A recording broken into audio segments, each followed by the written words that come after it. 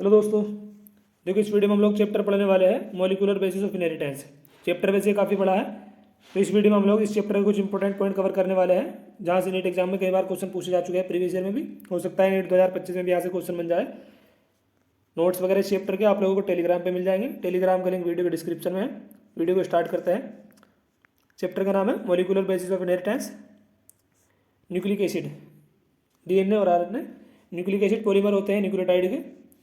DNA का काम होता है जेनेटिक इन्फॉर्मेशन को स्टोर करना और आरएनए का काम होता है जेनेटिक इन्फॉर्मेशन को ट्रांसमिट करना। न्यूक्लिक एसिड पॉलीमर होते हैं न्यूक्लियोटाइड के। न्यूक्लिक एसिड इसमें आते हैं डीएनए और आरएनए। डीएनए का काम होता है जेनेटिक इन्फॉर्मेशन को स्टोर करना और आरएनए का काम होता है जेनेटिक इन्फॉर्मेशन को ट्रांसमिट करना। न्यूक्लिक एसिड पॉलीमर होते हैं न्यूक्लियोटाइड के।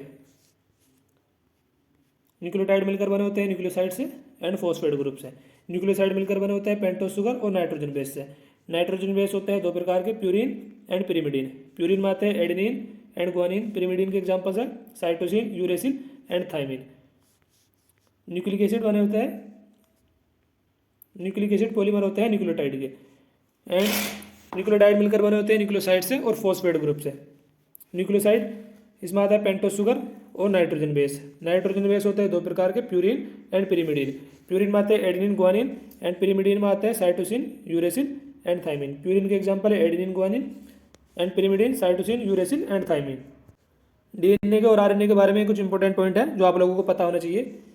फर्स्ट जेनेटिक मटेरियल आरएनए था, लेकिन बेटर जेनेटिक मटेरियल है DNA.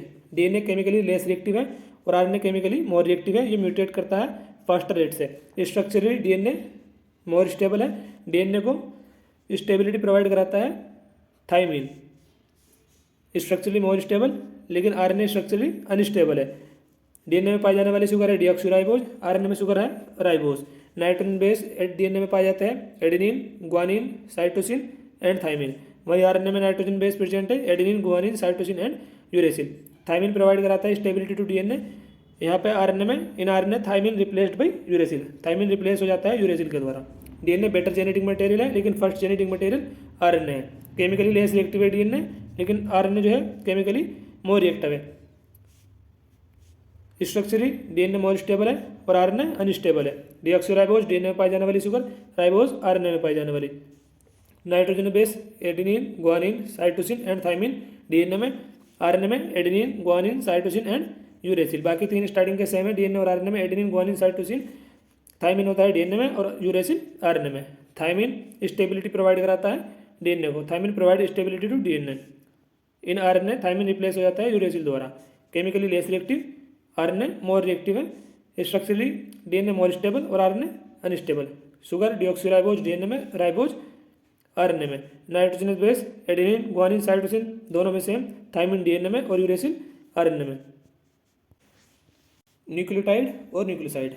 When a phosphate group is linked to OH group of fifth carbon of a nucleoside. जब एक फॉस्फेट ग्रुप एक न्यूक्लियोसाइड के फिफ्थ कार्बन के OH ग्रुप से अटैच होता है फॉस्फोडाइस्टर बॉन्ड द्वारा, तो इसे बोला जाता है न्यूक्लियोटाइड।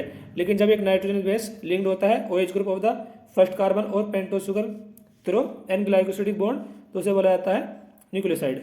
जब एक फॉस्फेट ग्रुप एक न्यूक्लियोसाइड के फिफ्थ कार्बन के OH ग्रुप से अटैच होता है फॉस्फोडाइस्टर बॉन्ड द्वारा, तो इसे बोला जाता है nucleotide, nucleoside.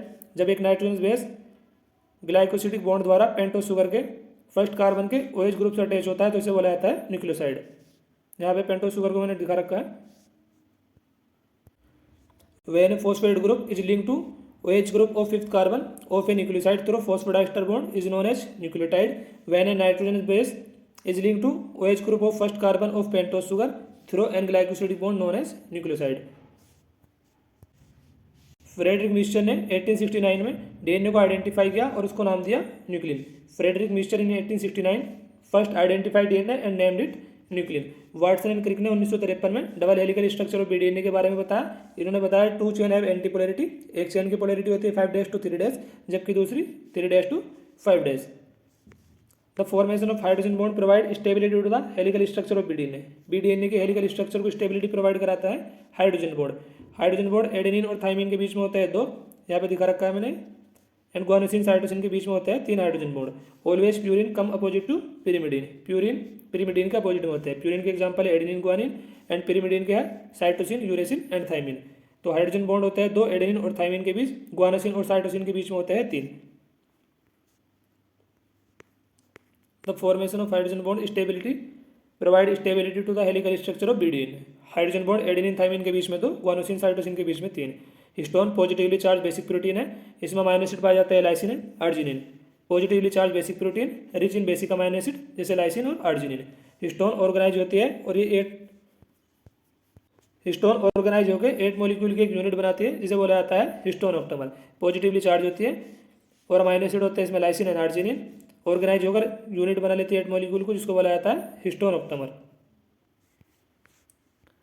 Chromatin thread like structure और colour bodies present in nucleus. Chromatin present होती है न्यूक्लियस में, थ्रेड लाइक स्ट्रक्चर है। क्रोमेटिन 2 प्रकार के, euchromatin and heterochromatin. Euchromatin loosely packed होती है, heterochromatin tightly packed. Lightly stain होती है यूक्रोमेटिन एंड डार्क होती है हेट्रोक्रोमेटिन। ट्रांसक्रिप्शनली एक्टिव है यूक्रोमेटिन और हेट्रोक्रोमेटिन जो है ट्रांसक्रिप्शनली इनएक्टिव है। Euchromatin loosely packed, slightly stain और ट्रांसक्रिप्शनली एक्टिव होती है।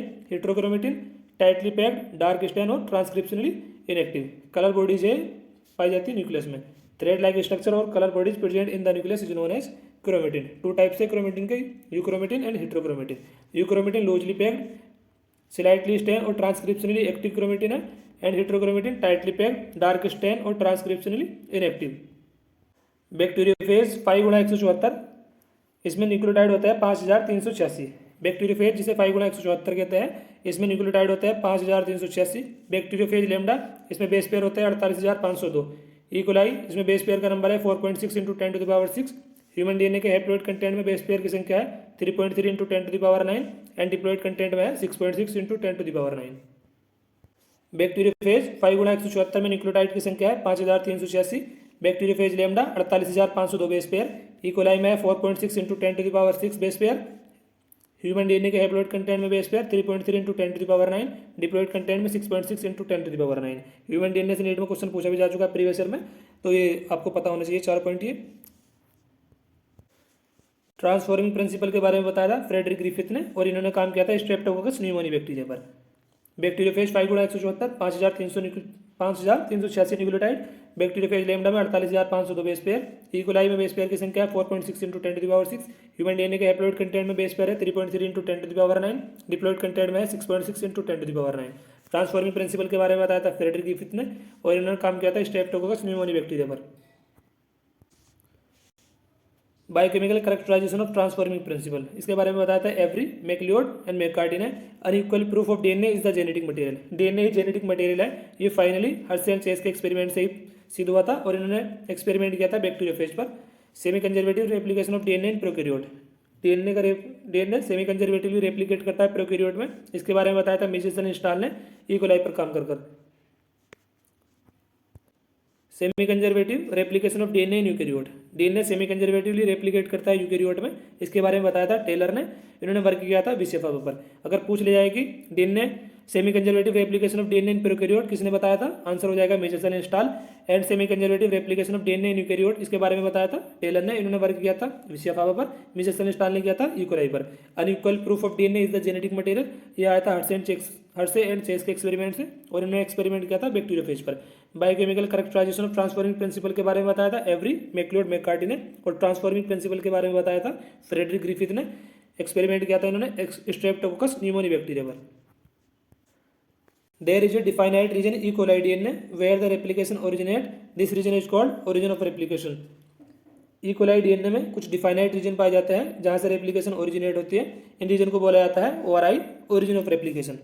आरएनए होते हैं, आरएनए के टाइप्स हैं यहाँ राइबोसोमल आरएनए, मैसेंजर आरएनए और ट्रांसफर आरएनए। राइबोसोमल आरएनए का काम है पेप्टाइड बॉन्ड का फॉर्मेशन करना, एक्ट करता है कैटलिस्ट की तरह। मैसेंजर आरएनए अमाइनो एसिड की ज्वाइनिंग के लिए टेम्पलेट या प्लेटफॉर्म प्रोवाइड कराता है।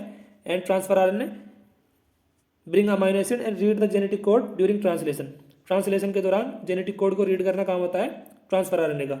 आरएनए के 3 प्रकार होते हैं, राइबोसोमल आरएनए, मैसेंजर आरएनए और ट्रांसफर आरएनए। ट्रांसफर आरएनए का काम है ड्यूरिंग ट्रांसलेशन जेनेटिक कोड को रीड करना। मैसेंजर आरएनए अमाइनो एसिड की ज्वाइनिंग के लिए टेम्पलेट या प्लेटफॉर्म प्रोवाइड करता है। राइबोसोमल आरएनए पेप्टाइड बॉन्ड का फॉर्मेशन करता है, एक्ट करता है कैटलिस्ट की तरह, कैटेलिटिक रोल प्ले करता है during translation.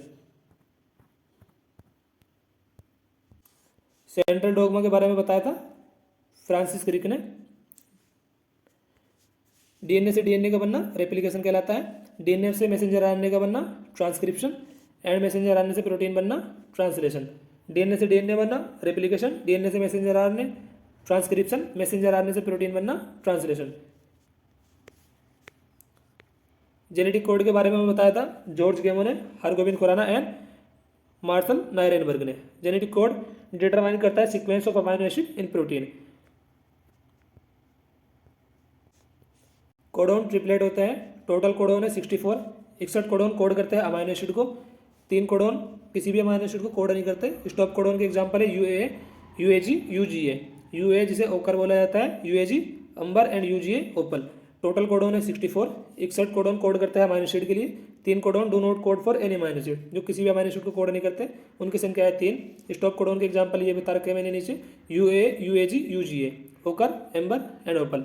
AUG double function करता है, ये मिथ्योनिन को कोड करता है और इनिशिएटर कोडोन की तरह भी एक्ट करता है। AUG it code for methionine and act as initiator codon. Lac operon के बारे में बताया था हमें फ्रांसिस जेकोब एंड मोनार्ड ने। जेकोब एंड मोनार्ड ने बताया था लेकोपेरोन के बारे में। लेक का मतलब होता है यहाँ पे लैक्टोज। लेकोपेरोन बना होता है एक रेगुलेटरी जीन से जिसे बोला जाता है आई जीन, और 3 स्ट्रक्चरल जीन जिनमें ZYA क्रम से है। ZYA स्ट्रक्चरल जीन 3 प्रकार की होती है, Z, Y और A। यहाँ से क्वेश्चन पूछा भी जा चुका है नीट में। Z code for beta galactosidase and Y gene code for परमिएज and A in code for transacetylase. Structural gene से क्वेश्चन पूछा जा चुका है प्रीवियस ईयर में भी। लेकोपेरोन के बारे में बताया था जेकोब मोनार्ड ने। एंड यहाँ पे लेकोपेरोन में लेक का मतलब होता है लैक्टोज। लेकोपेरोन बना होता है एक रेगुलेटरी जीन से जिसे बोला जाता है आई जीन और 3 structural gene. Human genome project launch हुआ था ये 1990 में। मेगा प्रोजेक्ट था ये, कंप्लीट हुआ 2003 में। 13 year mega project. Bio informatics HGP was closely associated with the rapid development of new area in biology is called bio informatics. Human genome की कुछ सैलेंट फीचर ये नीचे बता रखे हैं मैंने। Human genome contain 3164.7 million nucleotide base. Human genome में 3164.7 million nucleotide base है। लार्जेस्ट ह्यूमन जीन है डिस्ट्रोफिन, जिसमें बेस की संख्या है 2.4 million. Chromosome 1 has most gene, सबसे ज़्यादा जीन पाई जाती है क्रोमोजोम 1 में 2968। क्रोमोजोम Y में पाई जाती है कुछ जीन, इनका नंबर है 231। Human genome contain 3164.7 million nucleotide base. Largest human gene है डिस्ट्रोफिन, इसमें बेस की संख्या है 2.4 मिलियन। क्रोमोजोम 1 में सबसे ज़्यादा जीन होती है 2968 इसकी संख्या है। क्रोमोजोम Y में कुछ जीन होती है और इनका नंबर है 231। इसके बाद है DNA फिंगरप्रिंट के बारे में बताया था एलेक्स जेफरी ने।